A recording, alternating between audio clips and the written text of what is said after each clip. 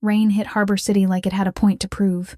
It drummed on the metal awning outside Street Bridget Children's Hospital and ran down my face, mixing with sweat I hadn't had time to wipe away. My scrubs were still damp from the ER, and my hands shook with that leftover electricity you carry after a child comes back. Not even 15 minutes ago, I was inside pediatric emergency, leaning over a little boy whose breathing had vanished mid-sentence.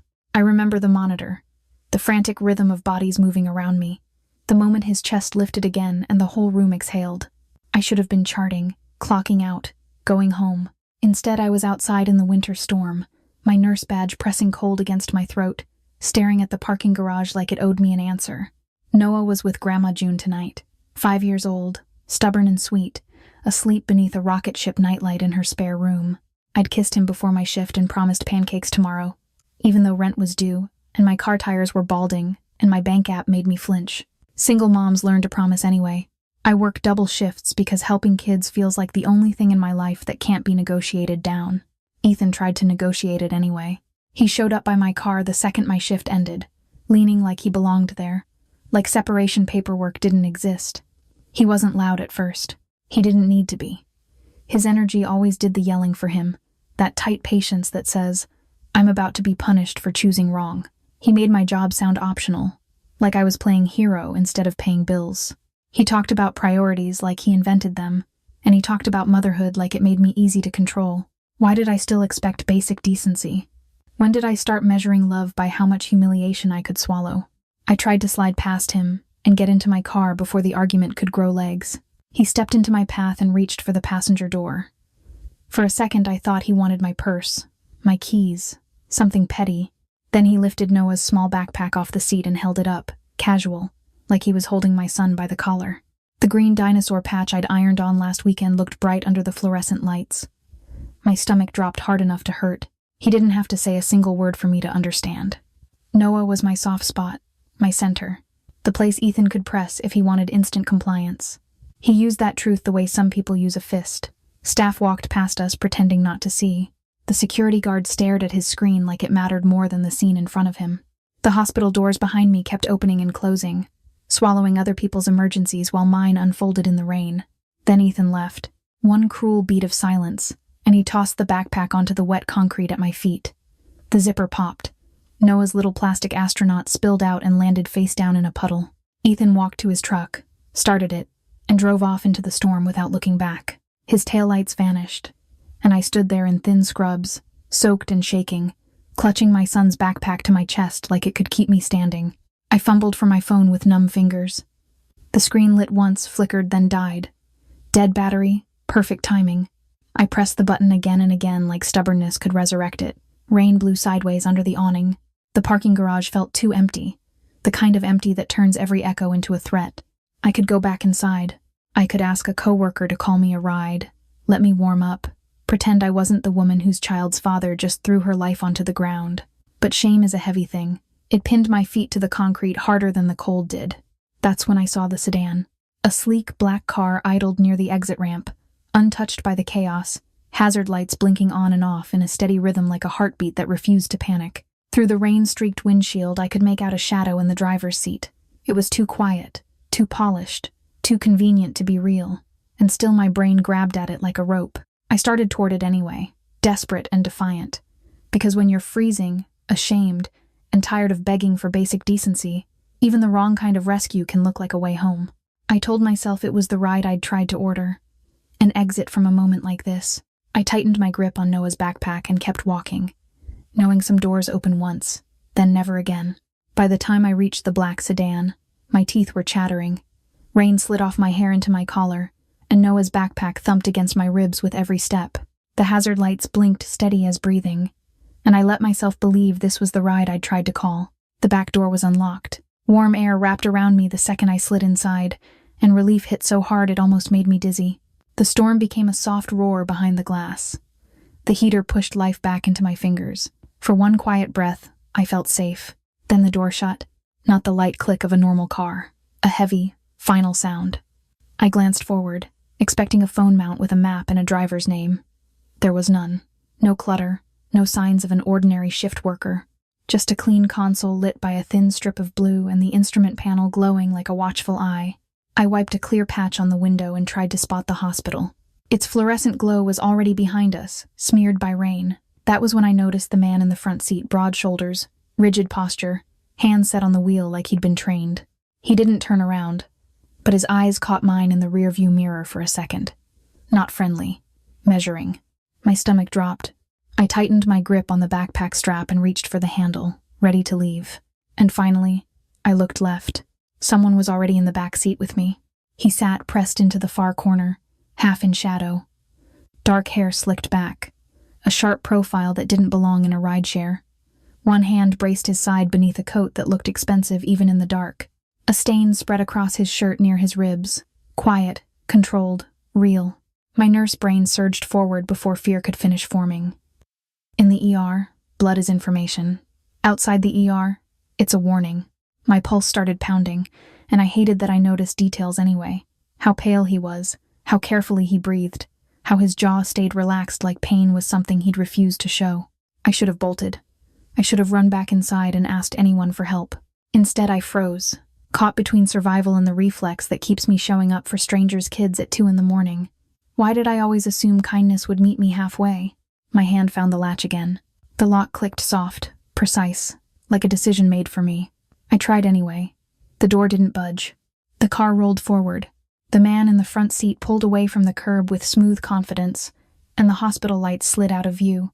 The city outside changed from bright and busy to dark and sparse, rain turning street lamps into blurred halos. I held Noah's backpack tighter, like it could anchor me in the seat. The injured man shifted beside me, a movement that looked practiced and painful. When he spoke, his voice stayed low and even. He didn't sound surprised I was there. He sounded like he'd decided what would happen next. The meaning in his tone was simple. Stay still. I nodded once because my body understood danger before my mind could argue. In the mirror, the driver was addressed, as Marcus said, like a fact, not a request. Marcus didn't glance back. He just adjusted our route, turning away from the hospital district as if my life there was already behind me. I tried to steady my breathing, but my thoughts skittered anyway. Had anyone seen me get in? Did Grandma June know where I was, and was Noah still asleep and safe? The man beside me watched me like he was reading a chart.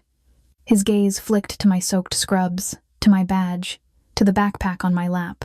Something in his expression tightened when he noticed the dinosaur patch. He asked who had left me outside in a storm. I could have lied. I should have lied. But humiliation makes you reckless, and exhaustion makes you honest. I told him about Ethan, about the way he made my work sound worthless, about the way he used motherhood like leverage, about the backpack hitting wet concrete.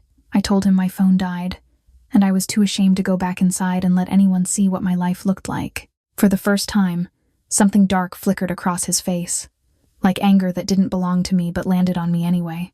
He turned his head a fraction, and the dashboard glow caught his eyes, pale, sharp, winter cold. They didn't just look at me. They pinned me. Then he said my name, Ava, not as a question, not as a guess, like it was written down somewhere. My blood went cold. I hadn't introduced myself. I hadn't opened my phone. I stared at him, at the stain near his ribs, and all I could think was that my name wasn't safe anymore. Marcus drove into streets toward the outskirts. Dominic Vale watched me in silence, and I wondered who gave him my life. Marcus drove as if the storm were only sound. The heater warmed my wet scrubs, but it didn't calm me. It made everything sharper. Harbor City thinned behind us, streetlights spreading farther apart until even the hospital glow disappeared. My phone stayed dead in my pocket. Noah's backpack sat on my lap. My eyes kept sliding to Dominic's side, to the dark shadow under his coat, and I forced myself to look away. In the ER, you watch for changes. An iron gate rose out of the rain, set into a stone wall. Cameras followed the sedan. The gate opened before Marcus even slowed, and when we passed through, it shut behind us with a heavy clang that echoed in my chest. Inside the walls, the road narrowed into a quiet, manicured drive. Low lights guided us around trimmed hedges and winter-bare trees. It felt less like a driveway, and more like a border you don't cross unless you belong. I didn't. The house appeared through the trees, pale and wide, windows glowing warm. It didn't look welcoming. It looked prepared. Under the covered entry, rain hit the roof and stopped, as if the storm had been told to wait outside. Marcus opened my door. Dominic stepped out behind me, slower, careful, face steady in that practiced way people get when they refuse to be seen struggling. I hated how a part of me wanted to help him anyway. I hated how my training kept pulling me toward the injury like a magnet. Inside, the air was warm and clean. Too clean. The silence felt expensive.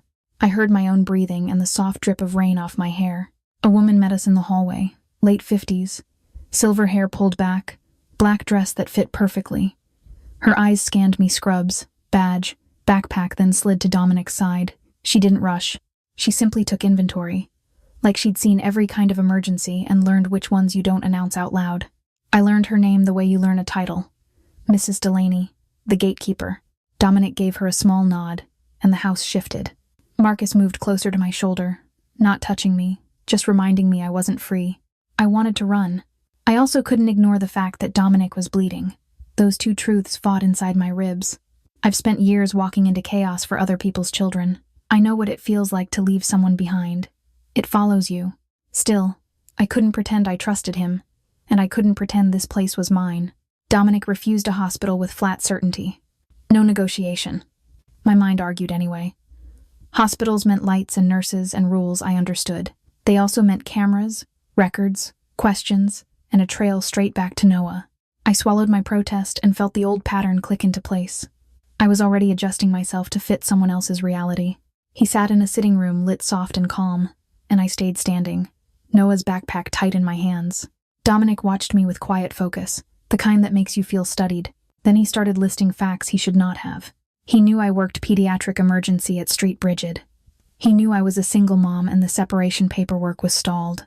He knew I'd been taking extra shifts since Noah's father stopped paying support. And he knew Ethan's debt. $1,000,000. The number made my stomach twist. I didn't even know the balance in our joint account. Ethan had always handled the bills and called it love. I realized I'd been living inside his version of the truth because I was too tired to fight for my own. Then Dominic's gaze dropped to Noah's backpack again, and the room went cold. He mentioned Grandma June without hesitation, and he mentioned Noah's bedtime like it belonged to him, how the rocket nightlight has to be plugged in before Noah will sleep, how Noah calls the dinosaur patch lucky when he's nervous. My knees went weak. Those details weren't online. They weren't hospital records. They were inside my family. I couldn't decide what scared me more. How he knew, or how easily he said it, like my life was an open file. Mrs. Delaney returned with towels and a robe before I asked. Marcus set Noah's backpack beside a chair with careful hands. Dominic told me I would be safer here tonight than anywhere Ethan could reach me. And the word safer sounded like a contract. Mrs. Delaney guided me down a quiet hall and opened a suite door. Soft light, lavender scent, a charger waiting on the nightstand. Clothes folded in my size, slippers placed neatly at the bed. I stepped inside, and the comfort closed around me so perfectly it felt planned. Mercy, maybe, or a cage dressed in silk. Mrs. Delaney shut the suite door behind me, and the latch sounded like a decision. Warm air hugged my skin. Soft lamps turned the marble bathroom into honey-colored light. The windows were huge, facing black gardens where rain glittered like thin wire. Everything smelled of lavender and polished wood. My wet scrubs looked wrong here, like I'd tracked real life onto a set. I set Noah's backpack on the bed and tried to tell myself this was shelter, not a trap. Then I opened the closet. Rows of clothes hung in perfect order, all my size, all the kind of plain but nice things I actually wear when I'm not in scrubs. Jeans that would fit my hips, sweaters in muted colors, a winter coat with pockets deep enough for a nurse's hands. Even socks and underwear, still wrapped. It wasn't just generous, it was specific. Who measures a stranger this closely? What kind of safety comes pre-selected? On the dresser sat a toiletry bag with my initials printed on a tag. The kind of personalization that should be cute and wasn't. A brush, unscented lotion, even the same brand of chapstick I keep in my work pocket. My badge lay on the counter like evidence. I wondered how long Dominic had been looking into my life, and whether I'd ever been invisible at all. I showered fast and changed into a soft gray set that fit like it belonged to me. My hands were steady while I rinsed shampoo and twisted my hair into a knot. The same hands that can hold a child's airway steady when everyone else is panicking. But when I picked up the phone Dominic had left charging, my fingers shook. It wasn't cold anymore. It was the feeling of being watched from every corner, even inside my own skin. I called Grandma June first. I listened to the ring like it was a heartbeat I didn't control. She answered calm, already moving through her routine. Noah was asleep. He'd asked for pancakes in the morning and insisted Lucky the dinosaur backpack stay in the room, so she placed it on a chair beside his bed. Hearing that made my throat burn. I told her to double lock the doors and ignore anyone who claimed they knew me. She didn't argue. She promised, and my lungs finally filled. Right after, Ethan's name lit up the screen. My body remembered him before my mind did. The tension in my shoulders, the reflex to explain myself. I answered anyway, because part of me needed to hear how he would rewrite tonight. His voice swung between anger and panic, like he couldn't decide which would drag me back faster. He treated my absence like betrayal, and my motherhood like a rope he still held. I felt the old loop tightening, the urge to calm him, to fix it. Instead, I ended the call. My hand trembled afterward, not with regret, but with the shock of choosing myself. A knock came, soft and controlled. Dominic stepped in, moving carefully, his face pale but his posture unbroken. He looked at my hands first, like he'd noticed the difference between the nurse in the ER and the woman in this room. I hated that it felt intimate. He didn't ask if I was comfortable. He checked on Noah through me, as if my son's safety mattered in his ledger. He spoke about loyalty the way I speak about patient privacy, as a rule, not a mood. He made it clear I wasn't leaving tonight, and somehow the certainty sounded like protection instead of a threat. When my anger rose, when I tried to defend Ethan out of habit, Dominic didn't argue. He simply reminded me of the number he'd given me earlier, $47,000, and then he called it the clean version. He said Ethan's real trouble ran deeper and older, tied to people who don't forgive and don't negotiate. The words landed like vertigo. I realized how many blanks Ethan had filled in for me, how much of my life I'd accepted because I was too tired to challenge the story. Dominic left with the promise of locked gates and watchful eyes. I lay down in the huge bed with Noah's backpack tucked beside me, my cheek pressed to the familiar fabric as if it could anchor me. The house was quiet, but it wasn't peaceful. It felt like it was holding its breath, listening for the next crack of thunder. Outside, the rain kept falling, softer now, almost gentle. I tried to sleep anyway, and I couldn't shake the sense that morning would arrive with proof that danger can slip under any door. At 7 a.m, I woke up confused by comfort. The sheets were too smooth, the air too warm, and for one stupid second I expected to hear Noah asking for cereal. My eyes found his backpack on the chair, the dinosaur patch dark with yesterday's rain, and the memory snapped back. Dominic Vale's estate. Locked gates. A house that felt like it could keep a storm out, and keep me in. A soft scrape came from the hallway. Something slid under my door. I was out of bed before my mind caught up, bare feet on plush carpet, heart already racing. A glossy photograph lay half tucked against the baseboard, like someone had delivered a verdict in silence. Ethan's face stared back at me. He looked bound and terrified, tape over his mouth, eyes wide under harsh light. No smirk, no swagger, just fear someone wanted me to taste. My throat went tight as I forced myself to breathe. Across the bottom, thick red ink spelled out words I couldn't pretend not to understand. Trade the nurse for the husband. 1 hour. My pulse slammed into my ears. 1 hour. I looked at the clock. 7 a.m. I felt like the day had barely opened its eyes before it started threatening me. Anger flashed first, hot and sharp. Ethan had spent years dragging me through his chaos, and now strangers were using my name like currency. Then panic took over. Cold enough to make my stomach hollow. If they could take Ethan, they could reach anyone connected to him, and that connection ran straight through me to Noah. Grandma June's house flashed in my mind, her porch light that flickers when the wind hits it. Noah asleep under his rocket nightlight, one hand curled around the edge of his blanket like he's holding on. The idea of men like this near him made my skin crawl. I didn't hate Ethan enough to want him dead, but I loved my child enough to fear what his father's choices could bring to our door. Who slid this under my door? How did they get past Dominic's security? What else did they already know about Noah's routine, Grandma June's address, the hospital where I worked? I thought of my nurse badge on the counter and wondered how many secrets men like Roman could squeeze from good people who just wanted to help. My hands shook as I pulled on the robe, Mrs. Delaney had left and shoved my feet into the slippers by the bed. The suite that had felt like mercy last night now felt like a stage. Everything placed, everything ready, like someone had anticipated exactly how scared I could be. I grabbed the photo and ran. The hallway lights were dim, but I wasn't alone. 2 men I didn't recognize stood farther down the corridor, earpieces in, faces blank. They watched me pass without stopping me. That should have reassured me. Instead, it told me my panic was part of the plan, accounted for like weather.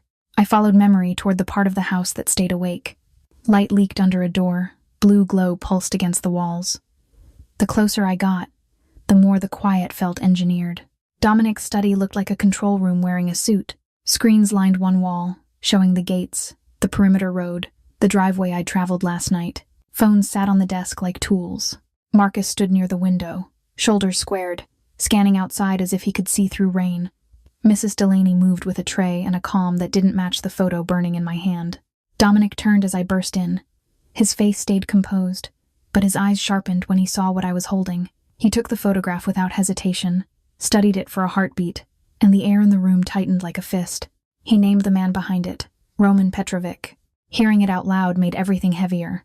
Roman wasn't a faceless creditor. He was a person with reach, with timing, with the kind of cruelty that liked theater. The photo wasn't proof of debt, it was a stage prop. I watched Dominic's gaze travel over Ethan's bound shoulders, over the ink at the bottom. And I understood the point with sick clarity. Ethan was bait, I was leverage. They wanted to trade me because I was useful, because I was soft enough to move, because I might make Dominic predictable. My mouth went dry. The instinct to sacrifice myself rose fast, the old habit of fixing what other people broke. I imagined stepping forward, imagining it would end the threat. But then I saw Noah's face again, and I remembered that martyrs leave kids behind. I couldn't be brave in a way that made my son orphaned by choice. Dominic refused the trade with absolute certainty. Not negotiation. Not a warning. A line drawn and held. The room moved around his decision. Marcus spoke quietly into his earpiece. Screens shifted, cameras zoomed, angles changed. Someone checked the gate feed, someone checked the tree line. The estate that had felt asleep a minute ago began to wake like a body preparing to fight. I stood there gripping the edge of the desk, throat tight, listening to rain tapping the windows like impatient fingers.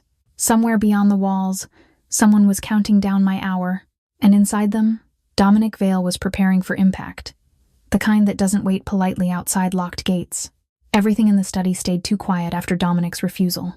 The screen still showed rain streaking the gates, headlights passing on the distant road, guards moving like shadows. My throat tasted like metal, and the photograph felt greasy in my palm. 1 hour hung in the air, not like time, but like a hand around my neck. I kept thinking of Noah's rocket nightlight and Grandma June's front door. Were they already watching her street? Had someone followed me from the hospital before I ever stepped into Dominic's car? Marcus's jaw tightened as he listened to his earpiece, eyes flicking from camera feed to window. The first sound was dull, like a heavy box dropped far away. Then another, closer, followed by a brief flicker on one monitor. A second later, the estate's alarm rolled through the house in a low, pulsing wail that made my skin prickle. Overhead lights shifted to a harsher setting, and somewhere down the hall a door slammed. For a heartbeat, I stood frozen, waiting for someone to tell me it was a false trigger. Instead, I heard muffled voices, boots on stone, and the unmistakable crash of glass breaking. The sound didn't belong in a home this polished. It belonged in an ER waiting room when someone loses control. Dominic didn't flinch. He moved, calm as if he'd been born inside emergencies, crossing to a wall panel beside the bookcase. Marcus stepped in front of me without asking. One arm angled out like a barrier, guiding me back from the doorway. His body blocked my view and, weirdly, that helped. In the ER, you learn to focus on what you can do. In this room, all I could do was stay alive. My breath came fast and shallow. I tried to slow it the way I coach panicked parents, but my body refused. I wasn't watching a patient crash. I was the patient. I was the vulnerable one with a target painted on my back. Another impact shuddered through the floor. A monitor showed the outer gate area in chaos, rain swirling in the floodlights, shapes moving too quickly to count. The feed cut to static for half a second, then returned at a different angle. Someone had planned this. That thought landed like ice. How did they get past the cameras? How many people did Roman have? And how close were they to Noah? Dominic opened the wall panel, revealing a narrow gap that shouldn't have existed. A hidden passage, dark and tight. He gestured once, and Marcus steered me toward it with firm hands at my shoulders. I clutched Noah's backpack strap on instinct, even though it wasn't with me, like my muscles hadn't caught up with reality. We moved into the hallway, staying close to the wall. The house had shifted from museum quiet to something alive and angry. Alarms echoed. Footsteps ran overhead. Somewhere, someone shouted a name I didn't recognize, and the sound of splintering wood followed. Marcus kept me tucked behind him. Dominic stayed to my other side, his presence like a cold wall. I caught the edge of his grimace as he moved, and my nurse brain catalogued it automatically.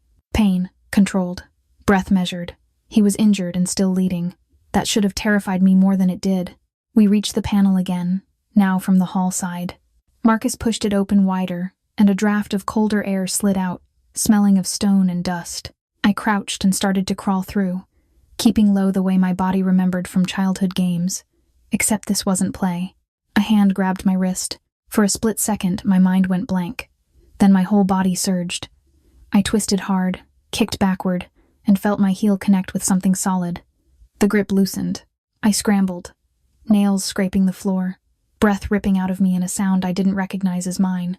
Dominic was there instantly. I didn't see what he did, only felt the sudden absence of pressure and the way Marcus shoved me forward into the dark.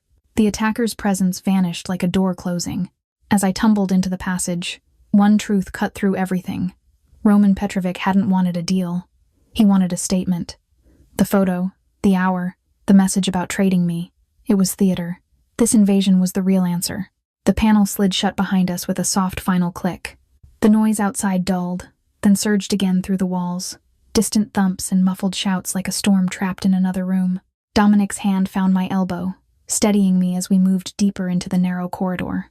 The air was colder here, and my skin goosebumped despite the warmth of fear. I swallowed hard, tasting panic and rain and something like betrayal. I wasn't a guest. I wasn't a random mistake. I was leverage, and the gates hadn't kept danger out because the danger had been coming for me all along. Now my life ran on his rules, not mine anymore. The passage opened into a short stairwell that smelled like cold stone and clean metal. Dominic guided me down, Marcus behind us, and a heavy door swung inward with the hush of a bank vault. When it closed, the latch clamped with a deep, final sound that made my shoulders drop and my stomach flip. The alarms outside became a distant pulse, like thunder heard through a wall. Air vents whispered. Screens glowed along one side, showing rainy gates and blurred figures moving fast. In here, quiet felt unnatural, staged, too ready. My heartbeat sounded louder than everything else now. I sank onto a leather bench, fingers tingling as the adrenaline drained. My wrist ached where the stranger had grabbed me, but the bigger pain was the thought of Noah sleeping miles away while men hunted his mother. Dominic paced once, then stopped to answer a call on a phone that looked ordinary until he spoke into it and the screen filled with coded maps. 2 staff members appeared, silent, handing him another device and a water bottle for me. No one asked if I was okay. They assumed survival and moved on. I couldn't, until I knew the truth. I stood, palms sweating, and faced him. The screens reflected in his eyes made him look less like a man and more like a system. I told him, in the only way I could, that none of this felt accidental. Not the sedan, not the timing, not how he had my name ready before I even spoke. I described the sick feeling of being steered, like my whole life had been nudged into a lane where he waited. He listened without flinching, and that calm made me angrier. If he had planned my fear, I needed to know why today. Dominic's answer came in pieces, offered like facts, not comfort. He admitted he had been watching Ethan for months, not because Ethan mattered, but because Ethan was a loose thread tied to me. He had seen patterns in Ethan's movements, stops, cash that appeared and vanished, and the way my shifts lined up with his disappearing acts. Hearing my schedule spoken back at me made my skin prickle. I imagined him reading my life the way I read a chart, noting risks, predicting collapse. It felt invasive, yet it meant someone noticed I was sinking before I did for real. Then Dominic said the part that made my mouth go dry. Ethan's gambling was not the whole story. It was cover. Ethan had been moving money for Roman Petrovic's people, washing cash through jobs, pretending it was overtime or luck. Dominic explained it in plain terms, like he was describing a leak in a roof. Money went in one door and came out looking clean.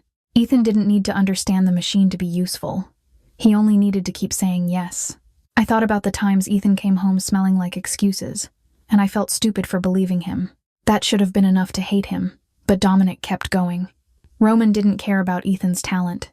Ethan's real value was access to me, and through me, to Street Bridget. Roman wanted the rhythms of the hospital. Who worked nights, when kids were in surgery, when security was thin, when families were desperate. He wanted anything that could pressure Dominic through children connected to his world. My stomach rolled. I pictured wrists with hospital bands and the way parents look at me when they hand over trust. The idea of someone turning that trust into leverage made me sick. I demanded to know why he let me walk into this at all. Dominic's expression shifted, like the mask cracked. He admitted he had pushed things forward, nudged Ethan's weak spots so Roman would move before Roman could approach me slowly. Roman, he believed, would have made me feel responsible, would have convinced me that sharing a schedule could save my marriage, or pay for Noah. The words hit hard because I could imagine it. Months ago, exhausted and broke, I might have listened. He had protected me by using me. I didn't know what to do with that either. My mind leapt to Noah and Grandma June again, to the possibility that Roman had already tested their lock, already watched Noah walk to the mailbox with sneakers splashing in puddles. I felt fury rise, cleaner than fear. I had spent my life protecting children who weren't mine, and I would not let my own become a tool in someone else's war. I looked at Dominic and realized his protection could be a shield or a leash. I needed to know which. Was I safe here because he cared, or because I belonged to his plan? The question burned inside. Outside, the estate shook with distant impacts, and the screens showed movement I could not decode. Yet the most dangerous thing in the room was the clarity forming in me. I made it plain that I was finished accepting half-truths. If he expected me to stay, then I would be informed. I would choose. No more being carried from crisis to crisis by men with secrets. Noah deserved a mother who understood the ground beneath her feet. I wiped my palms on the robe, inhaled, and felt the hinge turn. From this moment on, I would not be random. Adrenaline doesn't vanish just because a door seals behind you. It drains in slow, humiliating waves. My knees were still shaky as I paced the safe room, watching rain smear across the camera feeds. Somewhere above us, the estate groaned with distant impacts and alarms. But down here the air stayed steady, cooled and filtered like nothing was happening. That contrast made my skin crawl. I kept replaying Dominic's confession. Ethan wasn't just reckless. He was useful to people who treated lives like numbers. And I had been standing in the middle of it, wearing scrubs and believing I could keep my worlds separate. The thought made my stomach twist with anger so sharp it felt clean. Still, guilt tried to crawl back in the way it always did. 3 years of fixing had trained me to reach for the nearest leak and patch it, even if the whole pipe system was rotten. Ethan had been my problem to manage for so long that my brain kept searching for the angle where I could save him and call it love. Then Noah's face pushed everything else aside. I pictured his small hand curled around the strap of his backpack, the dinosaur patch he rubs when he's tired. He trusts me the way kids trust nurses. Being nice isn't the same as being safe. A mother learned that the hard way. My son could not keep paying the bill for his father's choices. Dominic stood near the monitors, speaking into encrypted phones, calm as a metronome. When he finally focused on me, I understood what he was offering without him needing to dress it up. One path was familiar. I could walk back into the life Ethan built on excuses, keep patching holes, keep pretending my love could outwork his habits. I could return to my apartment, to my double shifts, to checking bank balances like they were weather reports, and wait for the next crisis to find Noah. The other path was terrifying because it was new. Staying here meant accepting Dominic's protection and admitting the truth I'd avoided. My old life wasn't stable. It was suffocating. It meant letting go of the story where I could fix a broken man by being patient enough. It meant choosing a roof over a sinking boat. I felt my hands tremble and forced them still by pressing my palms together. In the ER, my hands don't shake. They steady other people's panic. Here, they shook, because this decision was mine. I looked at Dominic and set my conditions inside my chest before I ever moved my mouth. Truth only. No more steering my life behind my back. No hidden deals made in my name. And Noah's safety was not up for negotiation. Not now, not ever. Dominic's eyes held that winter-cold focus, but something shifted in it. He didn't push. He didn't charm. He accepted the line I drew, and the acceptance felt like a lock clicking into place. His protection, in that moment, didn't feel like a cage. It felt like a promise with rules, the kind you can lean on because it's spoken plainly. A phone buzzed on the desk, and my heart jumped like it knew. Dominic slid it toward me.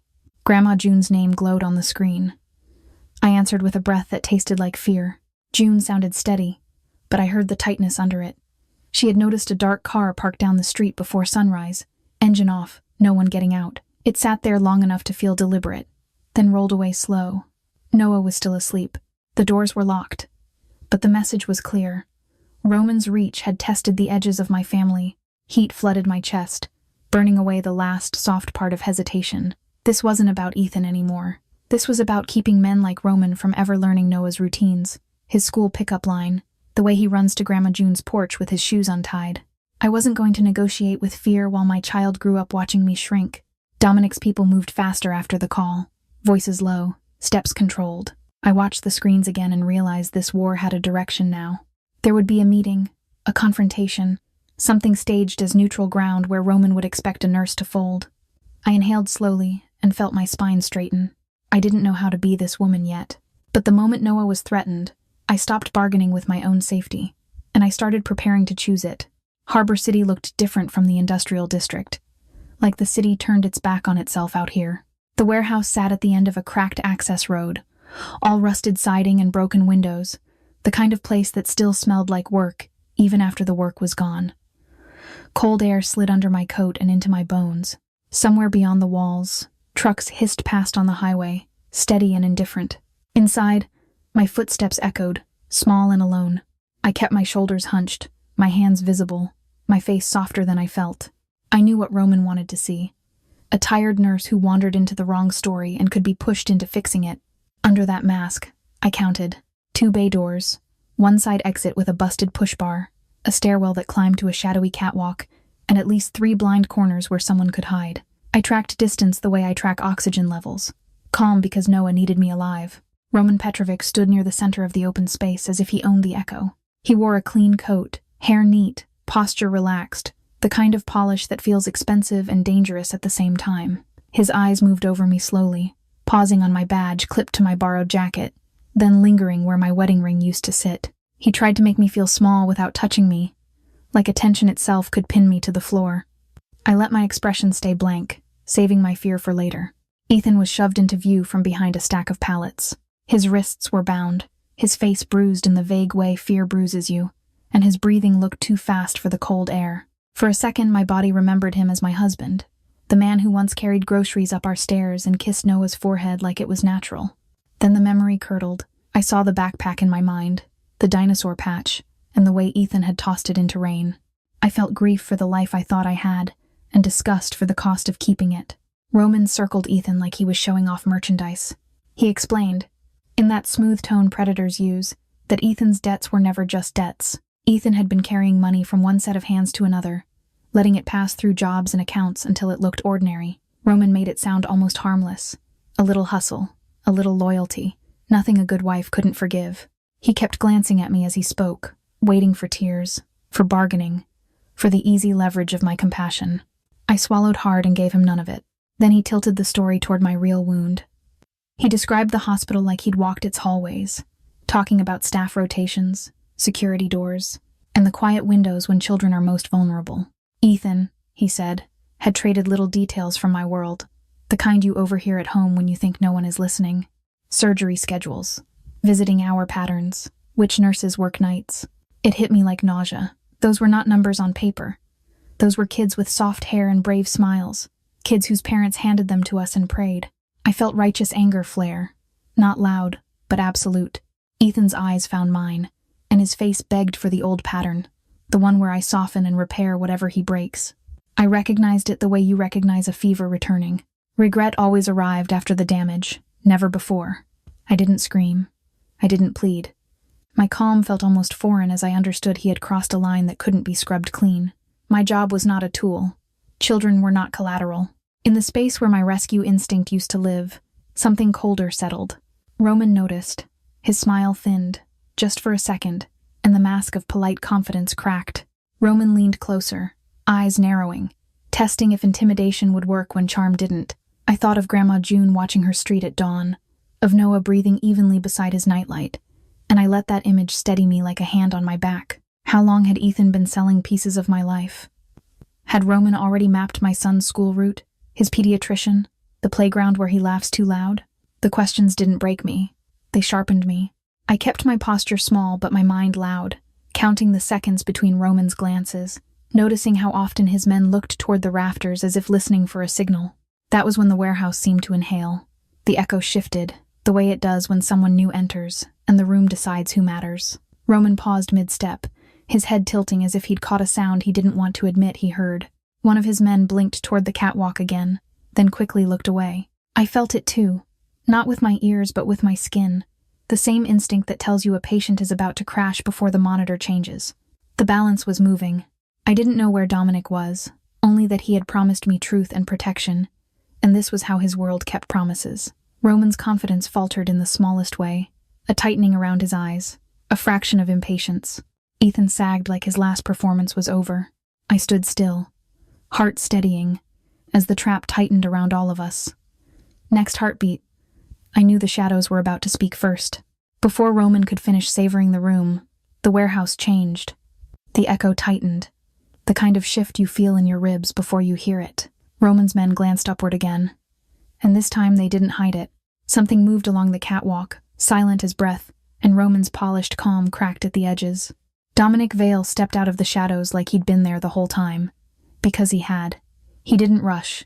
He didn't perform. He simply appeared, and the space reordered itself around him. Men I hadn't noticed a second ago unfolded from behind beams and stacked crates, steady and quiet, not frantic. Roman's leverage evaporated without a single bargain. I should have felt relief. Instead, I felt the hard truth of it settle in. Dominic hadn't walked into Roman's trap. Roman had walked into Dominic's. Roman tried to recover his posture, to rebuild the illusion that he was still in charge, but his eyes kept darting, calculating exits that were already covered. He looked at me again, searching for panic, for pleading, for the soft nurse he expected to own. I gave him nothing but my breathing, slow and even. Then Dominic's attention landed on Ethan.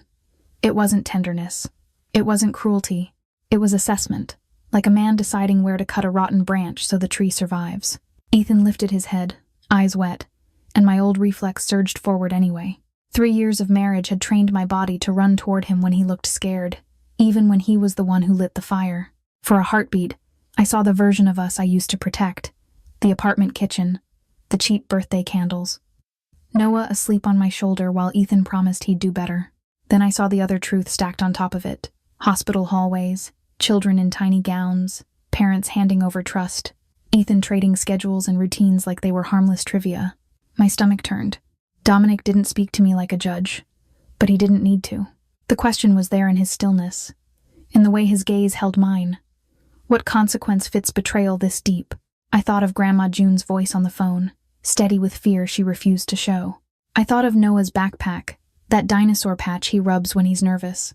I thought of how close Roman had already come to my family without me noticing, and I felt something inside me lock into place, clean and final. Saving Ethan again would not be mercy. It would be permission. I pictured Noah waking up later, asking where I'd gone, trusting I would return because I always do. I pictured Grandma June making coffee with one eye on the window, pretending she wasn't scared.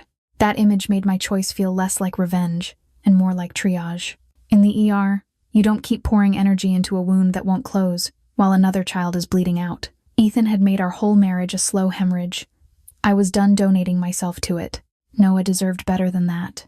Ethan's mask collapsed when he realized I wasn't reaching for him. He looked smaller than I remembered, not because he was bound, but because he'd run out of stories that worked on me. His regret was loud in his face, but it arrived too late to matter.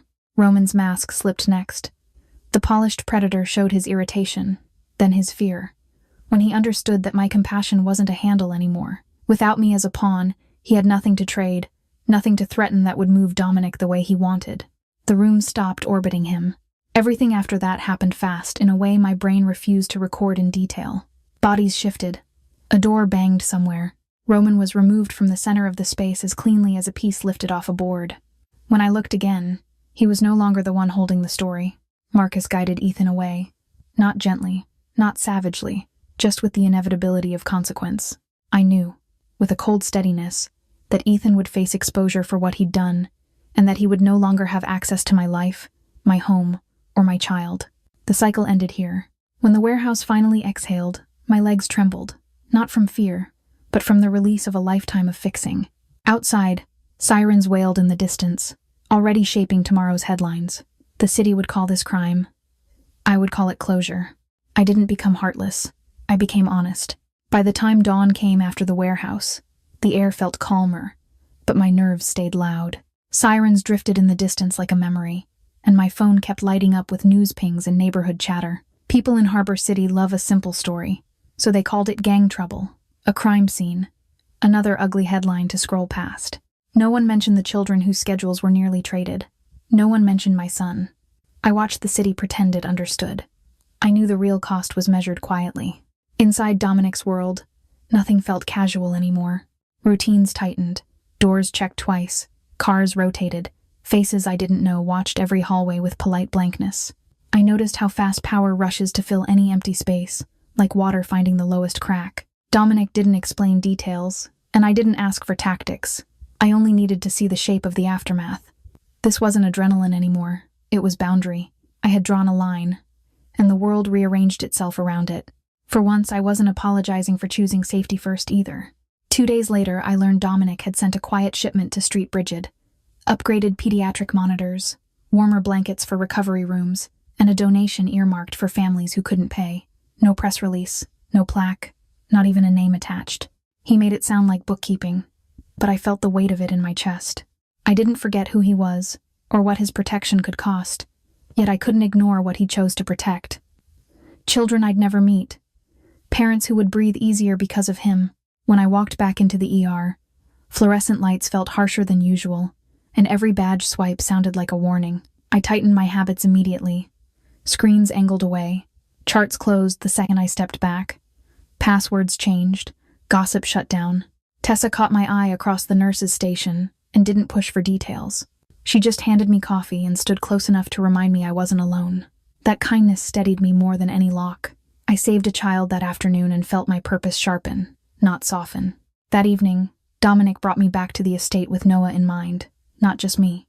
Mrs. Delaney met us at the door, took one look at my tired face, and added an extra blanket to the couch without a word. Later, I found a kid-sized bowl of fruit on the counter and a cup with a straw set out. It wasn't affection. It was recognition. She understood what it means to keep a child steady when adults shake. Her softness was practical, and that made it real to me. I was terrified of letting Dominic near Noah, not because Noah is fragile, but because he deserves calm. Dominic didn't reach for him or crowd him. He lowered himself to Noah's height, kept his hands visible, and waited. Noah studied him with the serious face he uses on doctors, then offered the dinosaur backpack like a test. Dominic accepted it gently and returned it, giving Noah space to decide. My chest loosened. Respect looks like patience. In that moment, Dominic wasn't claiming anything. He was proving he could be safe. Later, I learned Grandma June's street had been covered before I even asked. The plain sedan 2 houses down wasn't Roman's Scout. It was Dominic's guard, placed there quietly after my call. The realization hit with mixed shame and relief. I didn't want my family swallowed by this world, yet I couldn't deny the comfort of someone taking Noah's safety as seriously as I did. Dominic wasn't offering protection like ownership. He was extending it around the people who shaped me. For the first time, family felt wider than blood. That night, after the gates were checked and the estate finally quieted, I watched Noah sleep. Mrs. Delaney had made the bed into a soft nest, and Noah's backpack hung dry on a hook, zipper closed, dinosaur patch facing out like a small flag. Beyond the window, Harbor City blinked far away, busy with its own rumors. I let the silence settle and felt my ribs unclench. Peace still felt unfamiliar, but it was real. I thought of the storm that started everything and wondered what rain could mean next. Rain came back a week later, but it didn't sound like punishment anymore. It tapped the windows in a patient rhythm, soft as fingers on a tabletop, and the estate stayed warm and still around me. Beyond the gates, Harbor City kept blinking and buzzing, doing what cities do when they want to forget. In the quiet, I stood by the glass and listened, letting my breath slow until my shoulders finally stopped living up near my ears. Noah's backpack hung on a hook by his bedroom door, cleaned and dry, the dinosaur patch bright again. My nurse badge sat on the dresser beside it, not tossed aside like an afterthought, but placed carefully, like a promise I meant to keep. I used to think my badge only belonged under fluorescent lights. Now it felt like it belonged to my whole life. Integrity, privacy, and the courage to say no when someone tried to turn children into leverage. I kept thinking about that first storm outside Street Brigid, the way Ethan left me in the rain like I was a lesson. I remember the cold concrete, the dead phone screen, and the shame that made me stand there alone instead of walking back inside for help. Back then, rain meant abandonment. It meant swallowing my pride and calling it maturity.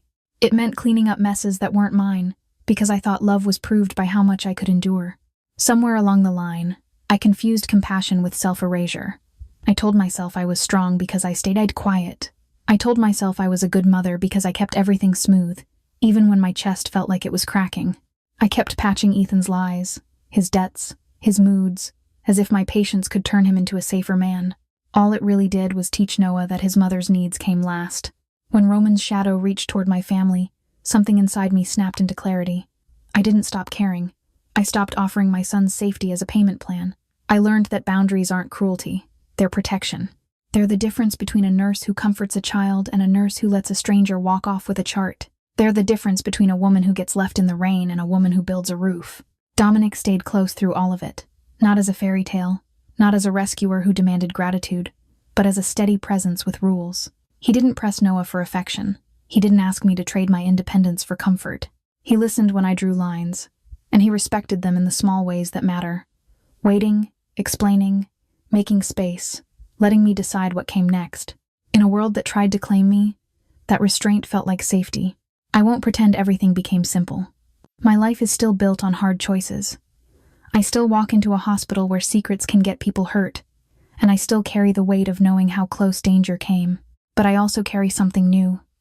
The certainty that truth is kinder than excuses, and that love should never feel like being stranded. Tonight, the rain fed the gardens instead of flooding the streets. It made the air smell clean. It made the world feel rinsed, not ruined. I checked on Noah one last time and watched his small chest rise and fall. Then I touched my badge, glanced at that backpack, and let myself believe in a future where protection doesn't mean silence. The old Ava thought survival meant staying agreeable, even when it hurt. The new Ava understands that safety is something you build, brick by brick, with truth, with support, with the courage to walk away. I still feel tenderness, but it has edges now. It protects Noah first. It protects the kids I care for. It protects me, and that is my peace. If you've ever had a moment where you finally chose yourself, where you stopped cleaning up someone else's mess and drew a boundary, I'd love to hear it. Drop your story in the comments, and if this one stayed with you, please like and share it so it reaches someone who needs it too.